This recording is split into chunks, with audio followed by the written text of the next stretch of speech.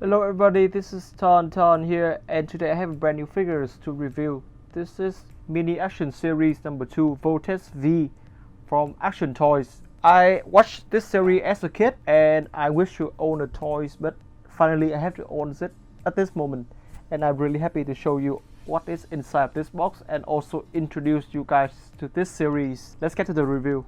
So first we have the box, you have the figures and the 5 components of the figures. So by looking at the robots, you can clearly see that the robot design language of the Japanese at the 80s, you have 5 vehicles, but they are not truly vehicles, but rather robot form parts with a cockpit, and then they can combine to a very slick and humanoid robot. And I really enjoy that aspect. Turning around the box, you can see that you have some more actions of him. This is really dark. I don't know why they do that, but I guess to highlight the Vortex V logo. And turn to the back, you have the product, some information, and you can see the Vote Lander, Vote Panther, Vote Crosser, and Vote Bomber, and Vote Frigate. So this is, you have 3 spaceship and 2 tanks. As I know, you have an Action Toys stamps over there, which looks really nice. And that will be for the box. Now let's break it out and see what is inside of this box. Inside the box, we have the figures itself come in different components, which is in a plastic tray. And then we also have the manuals of the thing. I will post a picture of the manual at the end of the video so you can see what is in the manual. And now let's break into the main part of it, which is the figure itself. Let's go. So this is all the Vote machine, which is all the component of Vortex 5. So as you can see, they are all parts of the robot, but then process a cockpit to make them into vehicle, because physically this is impossible for any vehicle to move like this. But then, like I said, it is a robot design language of the 80s and I enjoy them. So now let's get the details. I will go into specifics of each the Vote, and then I will show you how to combine them. Now we come to the first Vote, which is the Vote Cruiser. So as you can see, this is obviously the main character machine by being a jet, and it is red. Clearly it's an 80s thing, but I enjoyed it. Otherwise the figure looked really nice. The piece, I should say, first you have the cockpit. It is done in a clear blue plastic, and you can see all the details inside, which is gorgeous. I really enjoyed that. And if you flip it up, you can see the robot face, but I will go to the robot face detail later. What I want to say now is this horn over here. It is used as a landing gear for the figure, for the piece to stand on its own. And if you turn it onto the back side, you can see that they've done some really good painting skill over here. All the white and blue are painted, and as you can see, the skills of this, the design and the finishing product of the Action Toys, really nice, and I really enjoyed it. But the highlight, I must say, is a thruster. They are so small, but they are all painted in a silver metal paint. This is not die cast, but it is painted and it looks really nice. The second Vote machine I want to talk about, it is the Vote Bomber. This is a Star Wars-like looking spaceship with the painted cockpit, which is also similar as the Vote Cruiser. But the highlight of this piece, I must say, it is the silver paint. They use a matte silver paint on it, which gives it a really modern paint job, but also catch the lights really well. And that will be the highlights of the arm to create that more humanoid, and I will talk about that later. And if you look carefully, I hope that my camera catches it, you can see that there are some missile tube hidden inside, and this is a really good detailing level of Action Toys for making this, because that is really impressive, to be honest. I would not expect that to be appears on this piece, but then they did it and I really enjoyed that details.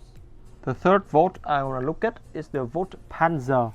So this is apparently a tank, and a weird looking tank. The detail wise, this does not have too many things to talk about, but I want to mention that this is a tank, but the trench doesn't move at all. So the trench is a piece of plastic, a detailed plastic, really nice detail. And then if you look closely to the cockpit, it still use that blue thing. Weaponry, this tank has 2 claws that is here, and this is the band. I mean, this is a really hard band, but you don't need to be afraid of it breaking, because with such a small piece, they use a lot of metals pin to hold the piece together. That's why this will be very solid, and I enjoy that. Other than that, it have two missiles popping out like two tits, and then you still got that beautiful matte silver painted, and I really enjoy that aspect. This back section is hollow. That is because due to the transformation, another piece will put it into this part, and yeah, I'm gonna talk about the transformation later. The next vault machine is the vault frigate. So this is clearly a transportation vault by the looks of it. As you can see, it has a short cockpit, but it does have a long back section. It looks really nice with all the yellow paint highlight. By far, this is the most yellow paint used piece of this whole set, and I enjoy the ideas of that. Up onto the thigh section here, you can see there are a lot of that matte silver paint, which looks really nice, and you get two little radars over here, and I really enjoy that little aspect of that. The wings is also beautiful because, as you can see, this is a 90 degrees wing, so much of the 80s, but with two huge rockets on it. I just love that idea, though it seems really ridiculous, but I still enjoy that. The cockpit this time no longer in red and blue, this is yellow and blue. Highlight the cockpit. I like the tone of the color looks really good on this. Turn to the back section, you can see a problem here.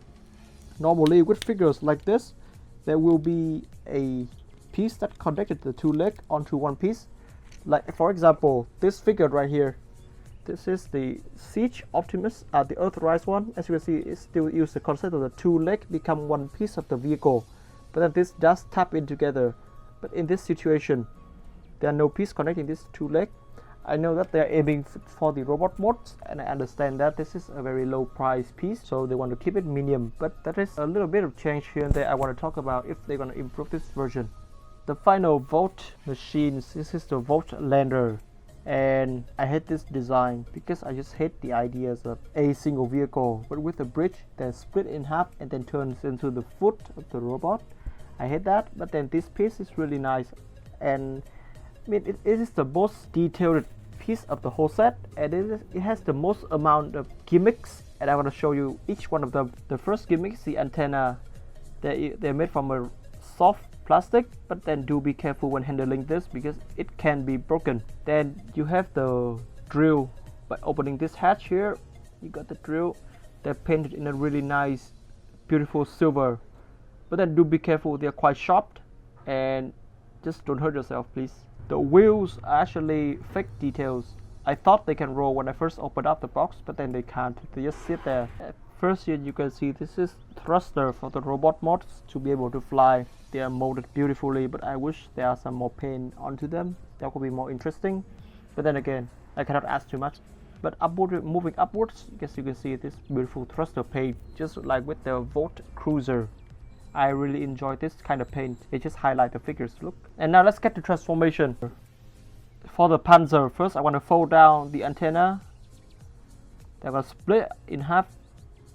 And with this piece, you want to fold it onto a 90 degrees angle. There like that. And we finish with the left. The second one of this will be the same. And remember, this gray piece over here will be the connecting part onto the leg of the Vortex 5.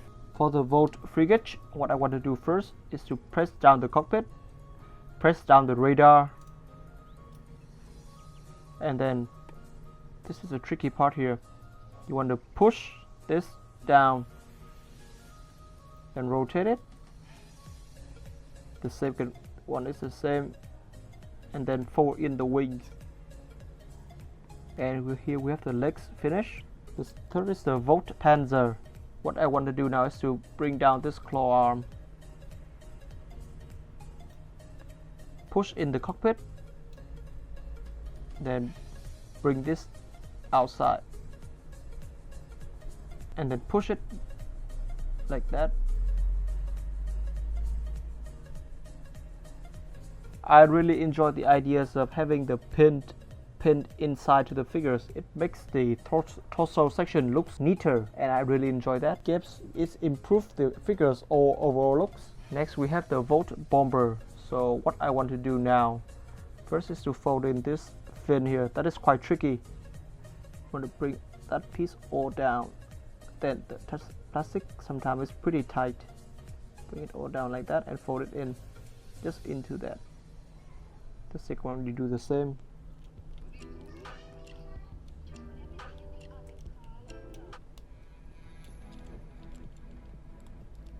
And now with this, you want to bring out, just split them all out. That will form the shoulder. And with this, we're going to pull it down like that. And this is Volt Bomber in the combine. So the final one I'm gonna look at will be the first Volt machine. This is the Volt Cruiser. So as you can see, this is a robot head, but in order to transform it, it's quite tricky because this is connected to the hinge, the ball joint here, but then also it's locked. So I'm gonna show you the easiest way to transform it. First, you push your index finger and your middle finger onto this piece of plastic, and then you have your thumb underneath. And now all you want to do is push it down. Just push it, and then it will remove the ball joint out. So that is the head. And now let's bring all the components together. So first you want to combine both lender and fork together. As you can see, there are these two tabs over here. We go into the individual foot. So let's push it. Oh, my bad. So just push it until you hear the click. Just like that. We've done one. And now let's go to the second one.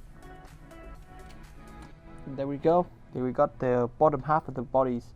With Volt Panther, you just also slide them in, but then do be careful with the individual size. You want to do them individually. This is a really tight connection. And there we go. And now to Volt Bomber, you also just gonna slide him in. They're connected via the cockpit. That is a really smart idea. Push it down. That. And finally we'll bring in, this is a Volt Cruiser. So ball joint, so you're just gonna plug that ball joint into that socket over there.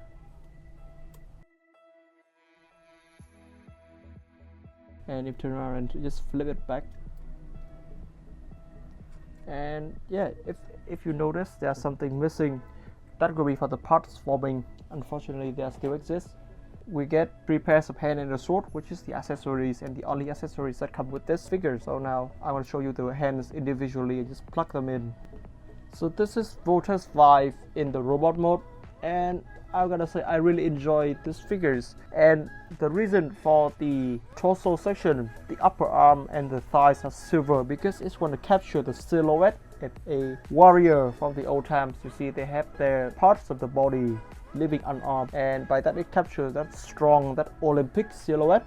And I really like that about this design. It just gives the figures a really futuristic but also a modern classic design. First up is the head of the robot mode. As you see, this is a really nice detailed head with painted face and a yellow set of eyes, and that looks really like Optimus Prime from Transformers. But then if you turn him around, you can see that while the neck joint is a ball and socket, but then this is connected to the whole cruiser. So they also add a joint for us here, so we can move the head, but then that result in every time we move the head, the whole cruiser will be moved with the head. I mean, to me that is okay because I only display in one pose, but then to some of you that might be a little annoying. So I think that they might, by adding a little tabs and pin onto the cruiser and then apply it onto the Panther, that would look really nice because it will hold the whole neck joint, the whole neck section and the backpack together. Upon with the arms, you can see that it is hollow due to the function of the joint for the fin in the Black Bomber, and that is quite unfortunate. But then again, this is still a good looking arm to be. About the articulation wise, it can move up that far and it can do a full rotation. Nothing gets into the way, and that is really good. The elbow bend is also really nice. This is a double jointed, so you get a near full bend of the arms. That is really nice. They are a very tight bicep swivel. It's really tight at this, but then you can do that, but I'm not recommend. Or if you do that, do it with care because it can easily break. About the hands, it's only a ball joint because I showed you the hands already. They are part forming, so the details are really great, but then you only get some options. You don't get that much of an options anyway. About the hands, we do have 3 kind of hands. This is the first is the fist hand, and this is a holding hand for holding with the sword, and this is a spread dynamic hands for action poses. So to apply them, they are really simple. You just pull out the hands and then reapply it because this is a ball joint. Articulation, you can only do that much of a ball joint. and also they are made from a rubbery material, so yeah, they are good to handle it and not that easy to break. Up onto the leg articulation. First you have that pulling down structure joint, which is same to the SH figure arts line from Bandai. That is really easy to break, so I would recommend handling this with care as well. And that's just it. It improves the range of articulation, so now you are able to do a kick up that is really far, and down, which is also really far. You have a decent spread, not a full spread, unfortunately. This is all the swivel you're gonna get from this joint. With the knee, we don't have any knee swivel, and this is all the bend we have. It's a 90-degree bend, the basic bend, I must say. And then with the foot, that is actually quite interesting because you get all the gimmicks from the Volt lander. So first you got the opening the bending structure. That is, we also got from the lander itself. And if you look closer here, you will see a joint that helps. That is a ball and socket. That is really good for the range of articulation, and it can also do the tilt. I mean, the foot articulation is superb, but then I do understand the reason they went with a boring knee bend and non-swivel thighs. That is really disappointing because this figure does have really good arms articulation, but then it also got it down by the leg and by the bodies and the head, which is kind of like, I don't even know what they were thinking. Like, they're gonna design a figures with superb joints, or they're gonna do a classic figures. They went like in the middle of these two aspects, and that's why it is messed up like that. But anyway, I still enjoy this figure. Up onto the chest, this has a very large symbol on it, and as on the shows, it is actually removed and turns to be a sword, and you can actually mimic that, but then do be careful. It is kind of hard to remove like that. And that brings us to the sword. As you can see, there are a lot of details here, that lining, kind of like robbery vibes to it. And here we have the sword. It is done in a nice, that's still that matte silver paint and that yellow plastic, which is catch the lines really well. And that is really nice. I enjoyed it. And just to put it, you just plug it onto the holding hands. So, and now he got his sword. Easy, just like that. Size comparison wise, this is action toy Voltes with Super Mini Blah Voltron. As you can all know, this is the two main example of the Japanese giant robot of the 90s. They have all the same concept, like 5 parts forming into a giant robot. But then with Voltron, that is the 5 lions. But with Voltes, it is the 5 vehicle. So that is actually quite interesting to see. As you can see from the size, Voltron is a little bit taller than Voltes, but I mean they still look on the same scale and looks good together as a display collection. And this is Voltes 5 with Earthrise Optimus and the real grid 12144 RX-78-2. As you can see, this is a similar size, that he's in the middle of the size of the playable figures. And that will be it for the review today. This series has still had 3 more figures, and I think I will try to buy them more to review them because this is my childhood over here. So what do you think about this Voltes 5 figures? Give me your thoughts in the comment section below. And be sure to subscribe to my channel and ring the bell for upcoming videos, and follow me on Instagram. The link to my Instagram is in the description below. And that will be it for today, guys. TonTon out.